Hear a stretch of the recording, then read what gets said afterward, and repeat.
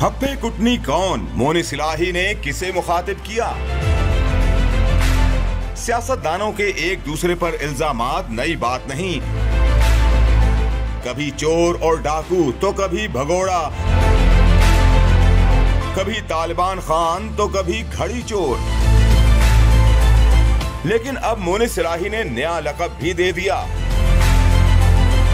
तहरीक इंसाफ के इक़्तिदार के खात्मे के बाद जब पंजाब हुकूमत बनाने की बात आई तो मोनिस इलाही काफी मुतहरिक नजर आए।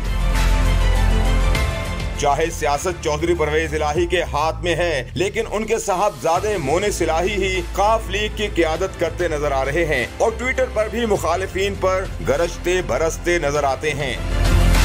अब के बाद ट्विटर पर मोनिस इलाही ने सहाफी गरीदा फारूकी को नया लक़ब दे दिया।